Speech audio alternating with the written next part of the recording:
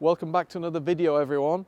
In today's vlog, we're going to be going through numbers, so what we spent on it, what we're doing with the place now it's finished, and we're going to answer a few questions and a few comments that we've had in the last video.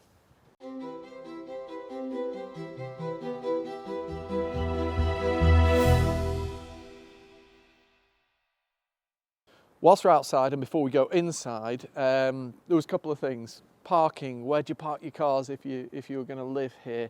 It's actually so easy to find a spot around here. You don't need a garage. It's just, every time we turn up, there's always at least one parking spot, isn't there, Anna? Definitely. I know that people said that they're not keen on these shutters outside. I've had so many comments about these shutters down below. Everybody loves the louvered shutters up top, but these ones, not many people are kind of liking. And the problem is we had to stick to what was there before, and if you look around the area, the houses like this one that haven't been kind of botched maybe, they all have these shutters. So this is why we've stuck with these shutters. It is for a conservation purpose. On that whole conservation front, yes, there is a certain palette of colours you can use, and the big bright, beautiful blue door is one of those colours that you're allowed to use. I would be the first one to put a roof terrace in if we could have done, but again, not allowed to. It has to be a certain type of tile we use, and also, yeah, no roof terraces. So a lot of people were saying that the area is not great because it was a drug den and everything. No, you could have a beautiful area, maybe Jardin Public, we'll say, in Bordeaux, which is one of the high-end kind of areas in Bordeaux.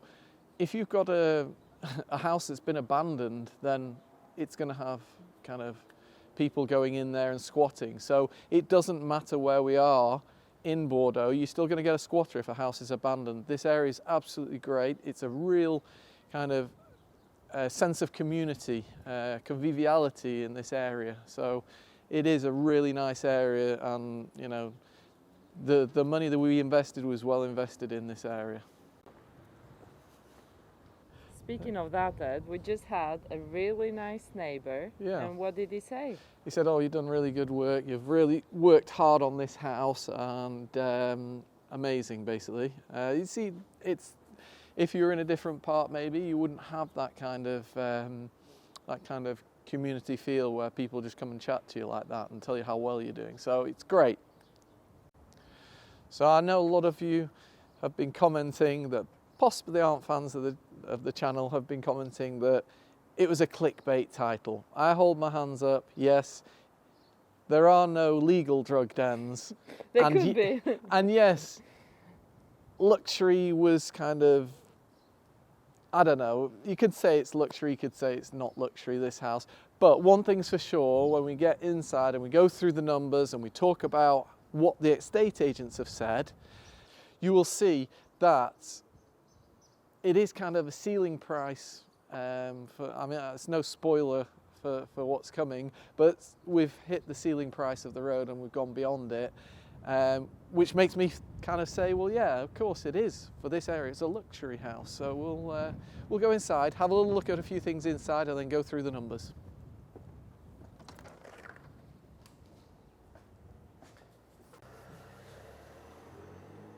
So a few people did pick up on this barrier here. As beautiful as it is, myself and Anna, when we went around, were like, that's just a little bit limit. You know, if there was a young kid, it could possibly get through. So what we're going to do is we're going to take this off, and we're just going to get another 2 of these bars put on. We don't want it to kind of be too barry as such, if that makes sense. So we're just going to maybe take this one, put it a bit further away, and put another one in, and that will stop any possibility of any falls. So a little bit of a surprise for everyone, we have put a little bit of furniture in here, some small bit of furniture on the terrace outside. We'll come back to why we've done that in a minute, but there was quite a few people that were asking how's it going to get heated downstairs. Again, people that haven't been following the build. I've just turned it on, but we have underfloor heating, so I turned it on, it's at 14, it'll probably take a little while to get up to temperature. But yeah, we have underfloor heating down here.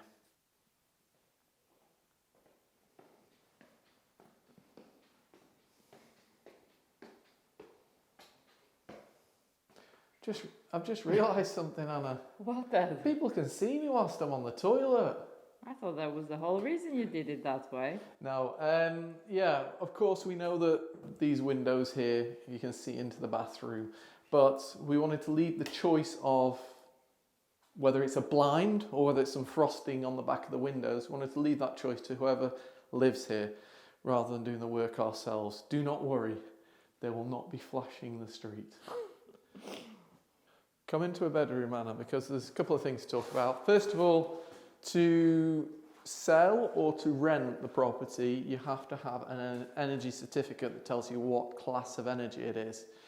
Now, really, when we went to town at Villeneuve in our passion project, we managed to get C, which is a really good value. Here, we've just missed out on C. The guy said you were really borderline C and D, and he said the big thing that's changed between the two are these exterior walls that are not plasterboarded, not covered up. I think that's something that people will be willing to kind of live with, the fact that they're not category C and more category D. Everything else was done perfect to attain the highest possible energy rating, insulation rating, and also energy consumption rating. But it's just these exterior walls were not playing ball, shall we say, to get us to see. No, but we wanted to conserve the stone walls, and I wouldn't change that. No, I wouldn't change it either. And also, whilst we're in a bedroom, somebody did say something, or people were saying something about closets. In France, there aren't generally inbuilt closets, and people have freestanding wardrobes. And you can actually find closets though, so if somebody did want to put closets in, they could do.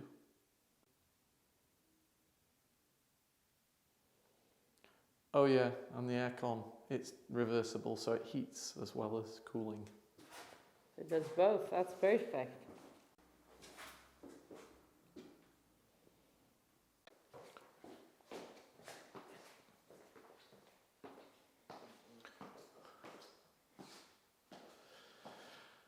Okay, so now the time that a lot of people have been waiting for, I've kind of got rid of the little pieces of adding up like here, and I've covered up the grand total with a piece of paper, just for the time being.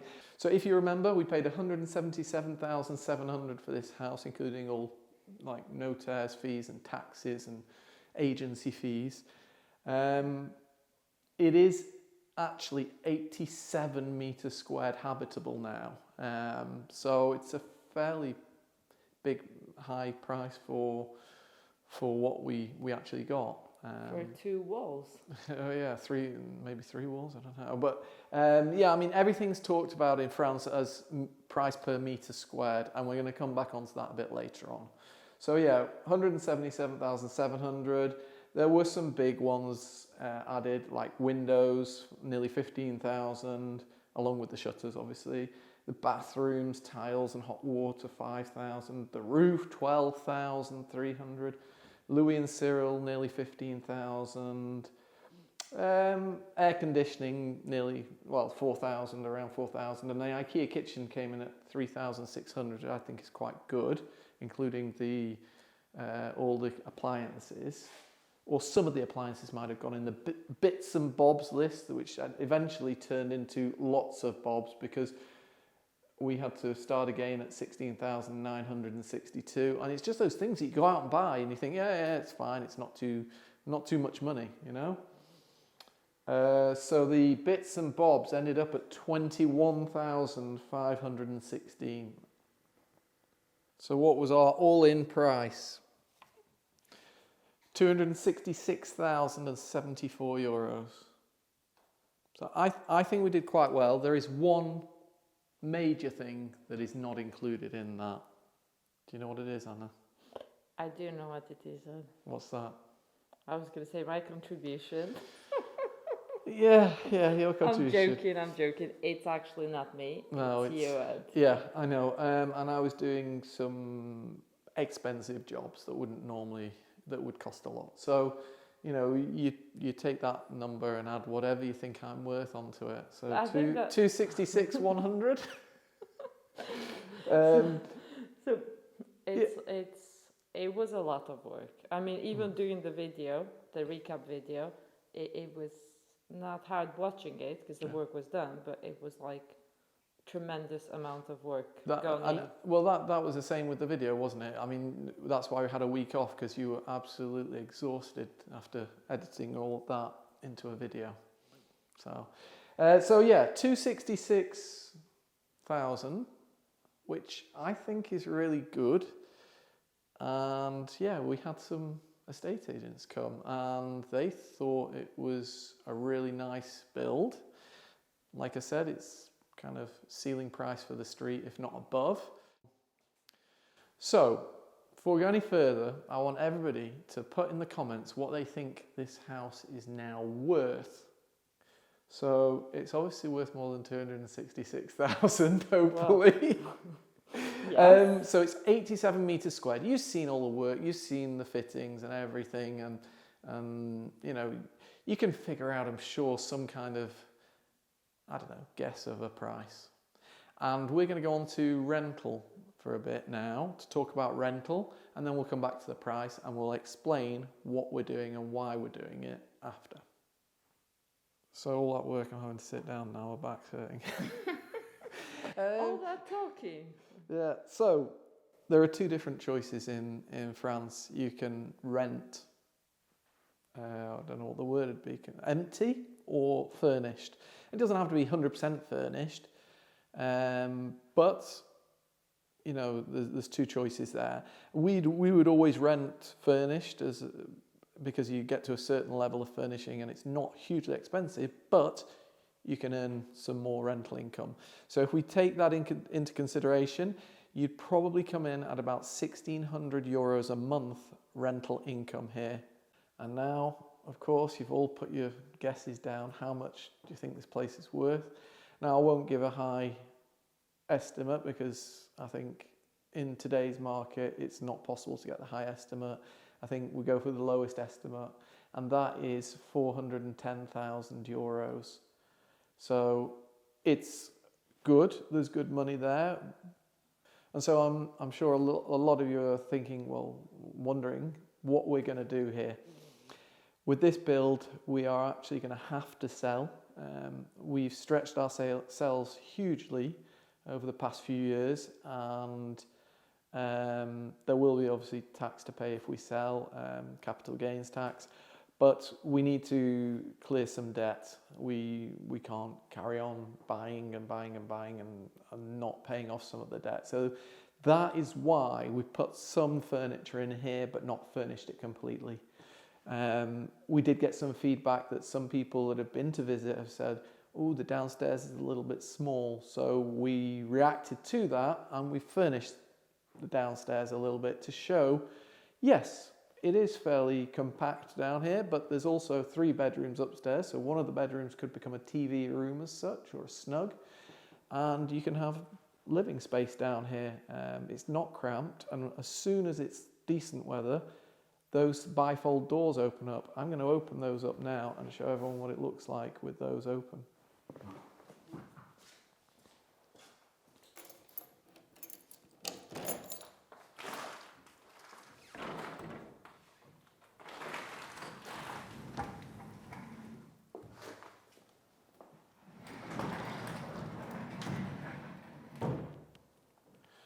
So we're March. Soon it's going to be April. Come April time, this area is going to be so important, this kind of overhang, the inside, outside, because it means that living area just almost doubles.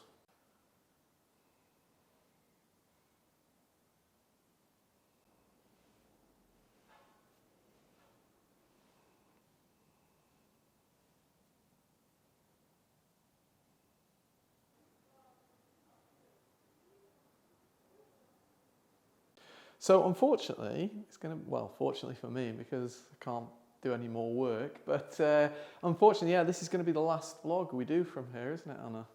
Yes, it will be. Thank you all so much for watching this build and being there with us and commenting and spurring us along to do better. But it's the end of the build, so we're done.